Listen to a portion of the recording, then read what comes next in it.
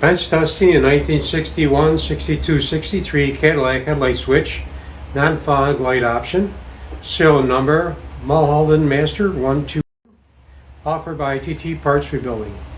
Run-up test. Test number 1, tail and parking light operation. Test number 2, tail and headlight operation. Test number 3, dome courtesy light operation. Test number 4, dash lights set low to high. Test number 5, circuit breaker test. And test number 6, switch terminals insulated from ground. Using a fully charged battery, we're reporting around 13 volts. During the run-up test, we're going to be boosting the battery. Now reporting around 13.85 volts. Also during the run-up test, we're going to monitor the temperature of the rheostat. Right now we're at ambient at about 88 degrees Fahrenheit. Test number 1, tail and parking light operation. First position, we have our tail lights and front parking. Dash lights we're going to set to mid-range. And off. Again, first position. We have our tail lights, front parking, dash lights set to mid-range. And off. Test number 2, tail and headlight operation. First position. Our tail, front parking. Second position, front parking lights are off, headlights are on. Back to first position. Headlights off, front parking lights are back on, and off. Test number 3, dome courtesy light operation. First position, our tail, parking, dash. We're going to rotate the rheostat. Ground the switch terminal tab.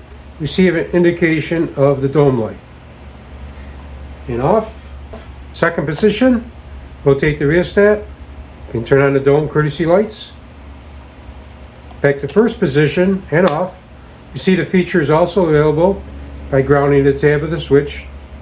We see we have an indication of dome lights. Test number 4, dash lights set low to high. First position, rotate the rheostat. The dash lights to the low position.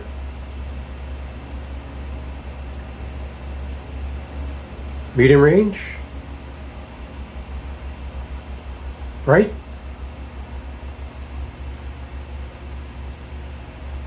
Full bright.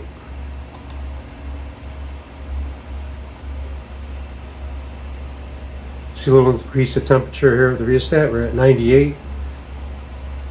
Let's go down to mid-range.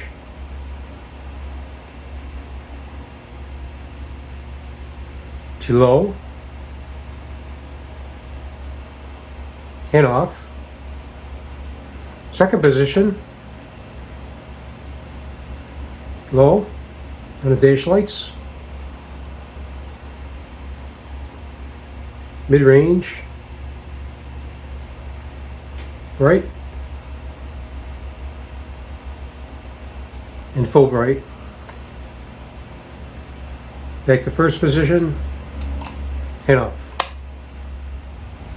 Test number 5, circuit breaker test. Delco Rumney headlight switches had an onboard circuit breaker. This would protect the switch and the wire in the vehicle in the event of a short. The battery would be disconnected from the switch itself. And to demonstrate that, we're going to put this in first position, simulate an expansion of the contact arm, the bimetallic contact arm, and we break the connection between the battery and the switch, protecting the vehicle wiring and the switch. Features also available with the headlight position, second position, simulate expansion of the contact arm. We've opened up the contact arm and break the connection between the battery and the switch. This protects the switch and the vehicle wiring. Back to first position. Expansion of the arm. See, we have a disconnect between the battery and the switch. And off. Test number 6, switch terminals insulated from ground. Using a standard 12-volt test light, we see we have continuity back to the battery at the switch chassis. I'm going to probe each one of the switch terminals. We're going to start out here with the dash light. We have no continuity back to the battery. The battery terminal, battery feed, no continuity back to this battery. Headlight, we see we have no continuity. Tail light, no continuity back to the battery.